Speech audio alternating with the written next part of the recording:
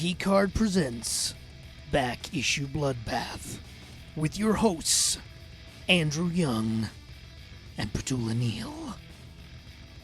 What would you do if you found out the guy you were working for, the guy in charge, knew the true identity of the masked vigilante that was keeping all of his business at bay and wasn't doing anything with it? And worse yet, what would you do if you found out that this secret that your boss knows is secretly known by all of his employees as well? Maybe you think maybe your boss isn't the guy who should be in charge. Welcome to Back Issue Bloodbath. I'm Andrew Young. I'm Petula Neal. And this week, we're talking about a Daredevil story. Now, it feels like to me like I talk about Daredevil on the regular, but I went and looked back and I've only done 3 episodes on Daredevil in our entire run. And then I figured, I was like, why does this seem like I'm doing something that I've done before? And it's because this is a story, Daredevil story that we're talking about today, is written by Brian Michael Bendis, who long time and probably even short time listeners know I like a lot of Bendis stuff. And we talk a lot about Bendis on this show, especially because he's also now got like a movie-like story of the almost death and rebirth. He had a Joseph Campbell story in his own life. He almost died. He came back, is now working for DC, and is better than ever. I do talk a lot about Bendis on this show, but this specific story is going all the way back to when Bendis was just the dude that started putting out Ultimate Spider-Man. We're going all the way back to 2001, a time when Brian Michael Bendis was still a new kid on the block in mainstream comics. In 2 story arcs, which are among the biggest Daredevil stories of all time, as well as probably still some of the greatest work that Bendis did in the first half of his mainstream comics career. And of course, I'm talking about Underboss and Out for Marvel Knights in the Daredevil series, issues 26 to 37. Now, before we get into the story itself, a little backstory on Daredevil and Marvel Knights. Marvel Knights started up in 98. Daredevil was their flagship title. And it was kind of like their showcase title, in the sense is they'd bring in creators they wanted to work with to tell a story on the book, and then that creator would leave after their story was done and a new creator would come on. There was not a lot of long runs at the time. The good thing about that is that you got to see a lot of different types of Daredevil stories in the span of 3 years. The bad thing was that some of these people moved very slowly, and so the book didn't come out very often. So the first 25 issues, it took almost 3 years to come out. So it eventually hit its stride and it was coming out monthly, but there was a period where it wasn't. You know, you had Kevin Smith's run, which was 8 issues. You had David Mack tell a story about the Kingpin becoming blind due to something that happens. And so that story's there. And then Brian Michael Bendis came on and did a 3-issue arc about Ben Urich, covering the events in the David Mack story. And then we had a 6-issue story by Bob Gale, writer of Back to the Future, among other great love films, who wrote what is considered to be one of the worst Daredevil stories of all time. And so Daredevil, their flagship book that had been getting so much attention because of the work that Smith and Mack and even Bendis had done, was now losing its luster. The bloom was coming off the rose. And Bendis had fun on the book doing the Ben Urich story and wanted to come back. And so at the 2000 San Diego Comic-Con, he pitched to Joe Quesada and finally wore him down, saying, what if we do a story where Daredevil's identity is revealed to the public, that people find out that Matt Murdock is Daredevil? And Quesada was like, no, secret identities are important, everything like that. He's like, yeah, but like, what if we do this? And so he wore him down and he finally got it and came onto the book in the fall of 2001 with issue 26. And the story begins of this man, Mr. Silk, who is from the Chicago family, who comes to work for the Kingpin and finds out that he knows who Daredevil really is. He knows that Daredevil is Matt Murdock. And he finds this out because he himself wants to put a hit on Matt Murdock. And the Kingpin says, no, Murdock is off limits. And that leads to him finding out from the Kingpin's son, Richard Fisk, who used to be the Rose, that, yeah, Kingpin knows that Matt Murdock is Daredevil. And we all kind of found out about it. And we're not allowed to do anything about it. So Silk kind of leads a coup within the organization and basically takes over by A, putting out a hit on Matt Murdock, and B, killing the Kingpin. Yeah, a really over-the-top Caesar thing that you could tell this guy just maybe watched too many movies. Yeah. It feels very much like Mr. Silk because he grew up in a crime family that sounded like the crime family was doing really well for itself, so nobody really challenged it over in Chicago. I feel like he was more of a guy that learned his mobbing from watching movies that mobsters loved, as opposed to actually cutting his own teeth on the streets. And it's very obvious as the story progresses on how Mr. Silk is a catalyst for Matt Murdock's identity getting out there, but he's not really the antagonist of the story. No. And he's not a good kind of long-term planner where an actual good villain thinks through, here's the other things that will happen. Here's the, maybe hero's response or law enforcement's response. And I have something ready for that too. Like the best stories, often happen where evil dude does evil thing and then there's some sort of attempt to, capture, retaliate, bring them to justice. And then they've got a plan ready for that. They have like a patsy set up or they have whatever. Like that would be classic Kingpin stuff. There's always like another move ready. Silk just had like a move and a half. Didn't even have the whole thing thought out of like, well, what happens if Matt Murdock gets away? What happens if like there was no like kind of secondary plan? Like what happens if Kingpin's son decides, actually, I kind of want to run this stuff myself? Like it was very short-term thinking. It was, you could understand why his family let him go to another city. Clearly this was not kind of the sharpest. He was not the brains of the operation, definitely Yeah. not. But it's funny, because I mentioned the whole thing about mob movies. I forgot to mention he only watched the first half of these mob movies. Because if he had saw the second half of Goodfellas, he would have known what was coming. What happened was he didn't take into consideration that, these are all Kingpin's guys. And if they stand up to Kingpin and they take him down in that very much, as you say, death of Caesar-like way, that's not the long and short of it. You got to remember there are other people in the organization. And in fact, there's the Kingpin's wife, Vanessa, who's been living overseas for years. And she comes back to New York, finds out that thankfully for her, I don't know about the city of New York, as later on in years that we've been reading Daredevil comics, thankfully for her, the Kingpin isn't dead. And so she's going to get him out of the country and seen to medically so that he can survive. And she puts the affairs in order of the family and orders hits on all the guys involved, including her own son. In fact, it's pretty much implied that she takes care of the offing of her son herself. Yeah. And again, just demonstrates Silk's poor planning. First of all, if you're going to kill Kingpin, in no way body shaming at all, you need a bigger knife. You need lots of bigger knives. You need a big fucking knife, definitely. Yeah, like no matter what iteration of Kingpin we've seen, he's tough. He's physically tough. Well, the whole idea is the origin of the Kingpin is that he might look big and fat, but that entire body is muscle. That is all muscle mass. Yeah, you got to get past that meat to get to the bone, and they did not cut deep enough. That's for sure, Zeus. Definitely. And forgetting about the women, again, classic mistake, a rookie mistake.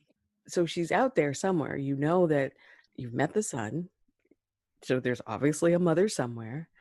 Like, why would you not plan for this? Like, she's gonna find out when it's in the newspaper. Like, keep an eye on her when she's in town. No, she's just gonna fly in and like do all her business, and you don't even have eyes on her. Okay. Silk is very reactionary at this point, and when his entire crew is dead, he runs to the feds.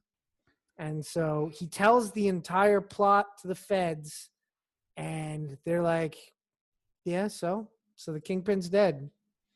What do we care? The guy's like, I want protection. And they're like, well, what are you going to give us? Give us your father. Give us the Chicago family. And he's like, no, I can't do that. So what he does instead is he releases Matt Murdock's identity to them.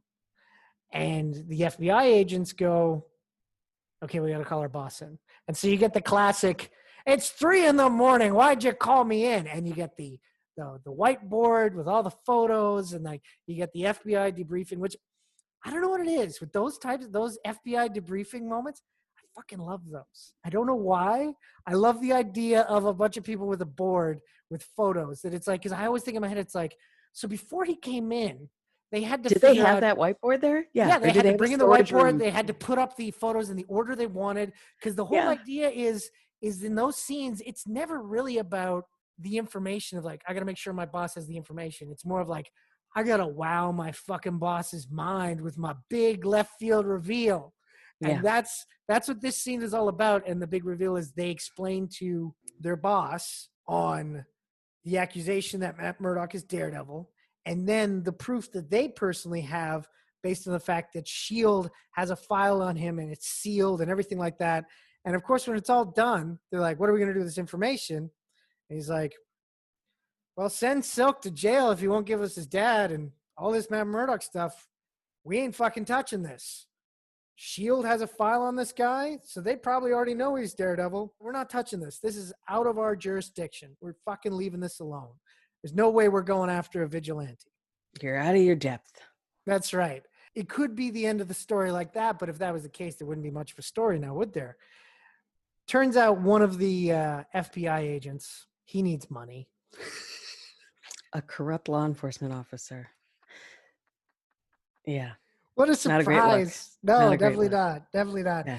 And so he ends up selling the story of the century, as it's referred to the Daily Globe. And that's when all hell breaks loose. You see one of those nice, it's almost like Uncle Billy in in It's a Wonderful Life, walking down the street all happy and then realizing he's lost the money. In this, Foggy Nelson walks up to the newsstand, buys his newspaper, picks it up, and the look of horror that comes on his face when on the front page of the Daily Globe it says, Matt Murdock attorney is Daredevil. This is one of my least favorite Foggies, by the way. I mean, Foggy's usually pretty ride or die, but this time he's kind of a punk. Well, Foggy had been through a lot by this point. It would only be like a year before that, and in the comics world, probably maybe only about 3 months before that he was falsely accused of murder and set up during the Kevin Smith arc. So he's had a rough few months. He's not fully in his head, in his depth. But still, it's just like you're power shaming your friend for his, abilities and his lifestyle. And yet pretty much most of your professional success comes from those same powers that you're power shaming him for. Yeah. Like, you would not be winning these big lawsuits, Foggy, without somebody's ability to literally hear the heartbeat of every juror. So, you know what, buddy? Just pump the brakes on the judgy McJudges and stuff. Well, yeah. So when the word gets out, it then becomes like a very sensationalistic story for Matt Murdock because he is now being hunted by the media. He's in a power struggle in a lawsuit form with the Globe. He also has an odd reaction from the people. The people themselves now see Murdock as almost like, well, he's one of us. So Daredevil's popularity has risen tenfold. And so it's almost like he's a rock star. He can't get away from anything. It's amazing because during these issues, Daredevil does very little daredeviling. It's very much a Matt Murdock story. And I feel like some of the best Daredevil stories are Matt Murdock stories. Like the greatest story of all time is Born Again, where I think Matt Murdock is in the suit for maybe about half an issue. In this, again, we go from like issues like 32 to 37. And in it, maybe there's like a handful of pages where he's dressed in the suit. Yes, thanks to his terrible friend. And he has a lot of ex-girlfriend drama in this section too. Which he does have, well, it's interesting though, because it's like Natasha, of course, the Black Widow, she shows up and her main thing is, well, you got to still be Daredevil. Who cares if this is happening? You have to be Daredevil is you. That's who you are.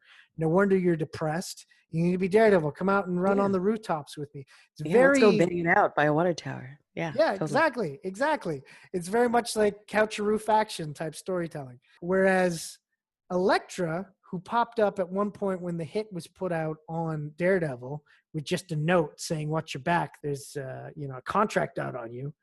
She then shows up to kind of just, kind of wake him up, being like, "What are you doing?" sort of thing. But without saying it, it's very much like Elektra showed up just to be like, "Well, I'm here. You should figure out the rest by yourself because I'm standing here." Do you also think part of Natasha calling Elektra was to let Matt see that she was never really that into you, or not as into you as you were into her? So why are you tearing yourself up over her? Possibly, but that's something that like Elektra, I felt like Elektra has always kind of traditionally been that into him, but she's also been extremely guarded because she is just as fucked up as he is. So I feel like if she wasn't that into him, she wouldn't have come all the fucking way based off of one phone call. She would have been like, "Well, Matt's Matt, he can handle himself," sort of thing. But so I feel like her just showing up kind of sets her at the same level in her mind as Matt does in his, where it's kind of like that they both look at each other as the one that got away. He was begging for any kind of reassurance, though. He was just begging for anything, just a blip of a heartbeat. And she couldn't even give him that, though. She's just like, Yeah. I'm Again, here. though, she Like, knows all of his powers back to front, though. yeah. And So, that's why all he wanted was just a little flutter of a heartbeat. mm, And she couldn't even give that to him. I don't know. I kind of felt like, yeah, you're right. It's the equivalent of somebody slapping you in the face when you're having a freak out. That's yeah, what you were there for. It wasn't, for hugs and reassurance. yeah, Absolutely not. Yeah. definitely not. Real tough love. Exactly. There's one issue that I didn't really talk too much about that's during the Underboss storyline, and that is the silent issue. This would be a couple of years before the Batman Hush story arc, so people kind of forget that there was an event called Marvel Hush, and Hush meaning keep quiet. And they did a whole month where none of the issues had any caption boxes or dialogue, and that the entire story would be told from the artist's perspective, from the visual medium. The writers still would write scripts if they chose to, but the artist, took front and center on telling the story where it goes. Now, the thing that's funny about it is that you see a bunch of different people try to assassinate Matt Murdock, and Daredevil, kind of saves the day. And at the end, he looks across a crowded city street and he sees Bullseye. And Bullseye kind of just gives him like a wink and a nod, being like, "I'm coming for you, bud. I'll see you later." Now, when just before this issue came out, Bendis put out a thing saying that, yes, coming up in the story, Bullseye will make a major appearance and be a major part of the story. And he'll be, just as involved because we want to get in a lot of the classic Daredevil characters, because this whole blowing up of his identity is kind of bringing everybody out of the woodwork. So Kevin Smith sees an interview where Brian Michael Bendis says that, and he calls up Joe Quesada and it's like, "Hey, I just read a thing that Bendis is going to use Bullseye." And Quesada's like, "Yeah, that's right." He goes, "Well, you promised me that the next time I came back, I'd be the one to tell the next Bullseye story." Quesada's like, "Yeah, I did." So Bendis had to go and change his story so that Smith could then release later that year the first issue of Daredevil, The Target, which we've covered in previous episodes. Didn't really amount to anything. Had one issue, never went anywhere. And that's the one thing when I think about this story that I'm like, I wonder what Bendis would have done with Bullseye in this. Because he eventually would bring Bullseye into like one issue story about a year and a half later. That definitely wasn't the exact same plans as he had here. It's a bit unfortunate that somebody's, again, love Kevin Smith, but his ego got in the way there in that situation. The silent issue is one of the best looking, and I guess maybe the one where he does the most daredeviling, because later on that's where he's sort of shamed out of the suit. But yeah, it's really one of the prettiest ones, because they really do have to use the panels to tell the whole story of what's happening as he's encountering assassin after assassin. Yeah, no, it's And the view of it is like Bullseye's watching him as these different interactions are happening. Mhm. Yeah. And it's fun because it's so fast paced. Like the fact that you're reading a silent story, it feels like the action is moving so much faster because of what's happening. Feels like a very kinetic kind of energy coming off of that issue. And that was actually the Hush Marvel event across the board produced a lot of interesting stories. It was very cool, and that was definitely one of them. Now, want to talk a little bit about when Matt Murdock finally wakes up from, because it's about 2 or 3 issues where he's kind of doing nothing. 2 or 3 issues where he's like wallowing in the, oh my God, my identity's out there. What am I going to do? Am I going to admit it to the public? Blah, blah, blah. And then eventually, when he finally gets himself together, he holds a press conference on the stoop of his law offices and basically says, this is bullshit. I'm not Daredevil, and this has caused me a lot of problems. So I am going to be suing the company that owns the Daily Globe for, I can't remember the exact amount of money. It was in the millions. 40 million or something. It was a lot. It was a lot. 400. Like it was a lot. It was a lot. Although they tease you with it because you do see Peter Parker show up when his homies help basically refute the tale to J. Jonah so that he won't have 2 newspapers coming after him. There's a fantastic scene, yes, where J. Jonah Jameson is having a meeting with all of the big players at the Daily Bugle, and he's basically saying, why don't I fire the lot of you? The Globe gets the scoop on freaking Daredevil's real identity. What the hell? And Ben Urich, of course, Ben Urich is the first character to figure out Daredevil's true identity in the comics. And that was all the way back in like the late 70s that happened in the comics. And he basically says, we didn't say anything here because they got the wrong guy. And J. Jonah Jameson is like, what do you know? How do you know they got the wrong guy? He goes, because I know who Daredevil is. And he goes, why are you sitting on that? And Peter Parker shows up and he's like, yeah, no, I know who Daredevil really is too. And it's not Matt Murdock. And J. Jonah wants to kill them both, but Ben Urich kind of like stands up and says, no, the credibility of my sources is more important than sensationalizing the news and that sort of thing. And he walks out, and then there's kind of a bonding moment between Ben Urich and Peter Parker, who throughout the history of comics have never really been 100% tight with each other. So it was a cool little scene, definitely, of them being like, you knew? I didn't know you knew. How did you know? Well, I just know. How do you know? Sort of thing. Without giving away their own personal secrets, they kind of bond as well. Is Ben legit the only good reporter in this entire city?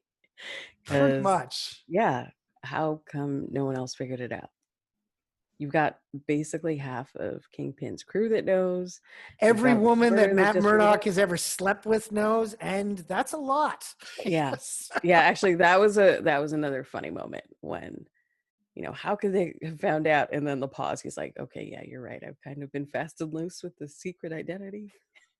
And that was kind of the reason why. I remember years ago, I was at a Q&A that Bendis had at a Paradise Comic Convention in Toronto, and he brought up the fact that it seems like every time that Matt Murdock made googly eyes with a woman, the next issue he'd be like, I need to show you my real identity. I'm really, Matt Murdock. I'm Daredevil. It was kind of like a running thing, and he wanted to play with that. Now, there is one scene near the end of this story that at the time made perfect sense and was like, that's exactly what you would write to give it authenticity. But now, in our current political climate and seeing who the president of the United States is, was a very jarring moment when Vanessa reveals to Matt Murdock that she has sold Fist Tower to Donald Trump. Yeah. At the time, if you're going to write something authentic back in 2001, that makes perfect sense. But now it's like, whew, that was a shock. And it did remind me of when I went to see Spider-Verse, and at that point, I think he was 11-year-old movie date, as we were heading back home, said, Fisk really reminds me, Kingpin really reminds me of Donald Trump from the mouths of babes. There you go. Basically. Yeah. That really took me out of the story for a hot second, though. You're right. So yeah, trigger warning if you're reading comics to escape reality. There's a hard right turn, pun intended, back into where we are right now near the end of Right, this book. right. But Yeah, although you know what, Vanessa, she's a real one. Her cleanup of the crew that betrayed her husband also helps reduce the amount of people that know Matt's secret identity for realsies. true. So, Yeah. yeah, because all of the people in the crew were the ones that knew that, had some resentment to the boss for, arguably some poor performance at work. And, she's got them all pretty much in like one fell swoop. Yeah. Garroted here, tossed off a building there. Like she's very efficient. If anything, I feel like it's a real case of leaving great talent on the bench. If Vanessa was always, like that.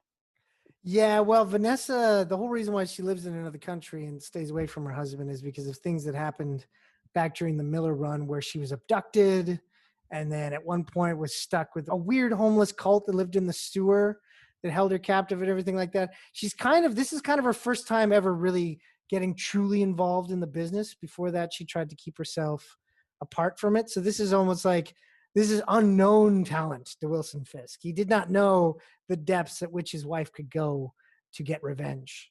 Yeah, but any woman that he would truly love has got to have some hidden depths. No, that's true. Definitely. Yeah. Definitely. I think it's really interesting is that this was a storyline that Bendis had to fight for, and he got it out there, and it proved to be wildly successful.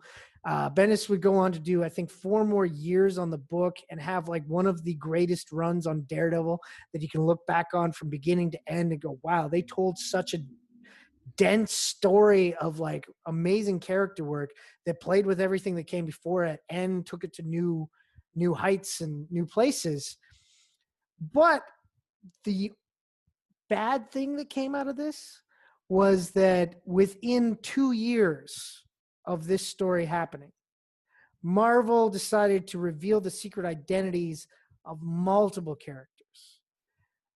Steve Rogers, who was never known to the public before as Captain America, unmasks on television to show that he's Captain America during a storyline called The New Deal, which was also put up by Marvel Knights. Tony Stark becomes the Secretary of Defense and reveals that he's also Iron Man and a member of the Avengers. The Civil War storyline, when the Superhero Protection Act comes out, Peter Parker unmasks at a press conference put on by Tony Stark. It seems like everybody's secret identities went out the window for a bit. And while the storyline was done well with Daredevil, where he never fully revealed to the public himself that, yes, I am Daredevil, Mark Waid would make that mistake almost a decade later. But back then, this story was amazing. All of the other stories felt like they were taking a cue from that and doing it incorrectly. Yeah, especially I feel like the Peter Parker, because we know that he has a relationship with Daredevil as sort of like a street level crime fighter. You think he would have thought his through a bit better after being that close to Matt and all of Matt's oopsies. I understand why, as much as I would like to see Daredevil interact with the other kind of Marvel characters, some of his choices are so weird. Mm-hmm. And his impact on the local world around him, and yet not in any like more far-reaching way. I like that he's just sort of bound to, his job in this neighborhood and kind of being a fuck boy. Like he just needs to, when he stays in his lane and doesn't interact with other people, it almost seems like they're completely unaware of like his choices and what he's doing. I think Yeah. that's the way it works. The Yeah, because best. because the thing is, if you bring in other heroes, then you have to bring in the fact that they are questioning his lifestyle. And in real life, Matt Murdock probably would have been committed a long time ago because of the bizarre mental health state in which he has. The one other thing that was kind of cool is that Bendis took the opportunity using this story arc to kind of connect all of the books he was working on. Marvel Max had launched, I think maybe about 8 months after this storyline started. And of course, one of the flagship titles of Marvel Max was Alias, the story of Jessica Jones. And in the pages of Daredevil, he made it that Jessica Jones was one of the people that he hired as bodyguards to deal with people possibly taking a shot at him or the media trying to crowd him or things like that. And it's something that in either book, you see the facets of what's going on, but neither book has like this really long drawn out scene of Matt Murdock hiring Jessica Jones to be his personal bodyguard or anything like that. It's just sort of like, no, this is something that Matt Murdock would do. It's a former client of his. Bam, here we go. There is one crossover between the two books, and it's basically one panel. And it's the scene where the Black Widow decides she wants to go see Matt Murdock in disguise, in a blonde wig and a trench coat and everything like that. And she just walks into the office, and the receptionist says, "Do you have an appointment?" "Oh," and then she keeps walking, and she walks past Luke Cage and Jessica Jones, who work as bodyguard, and Luke Cage goes, "Hi, baby," and she walks in. In the pages of Alias, the "hi, baby" scene happens, and Jessica Jones is like, "Why the fuck did you just let her walk in there like that?" Blah, blah. And he goes, "That's the Black Widow." Like, it's basically like Luke Cage knows exactly what's going on. Yeah, that segment and the, little teeny bit of Danny Rand, that was fun. That kind of made me almost want to rewatch the good, 40 minutes of the Defenders. Yeah. Yeah, like basically like the Chinese restaurant Oh, that's a and like the great hallway scene. scene. Yeah. I might watch that again later. And then go watch, I think it's episode 10 of season 2 of Luke Cage, where they finally get a good Danny Rand story. Yeah.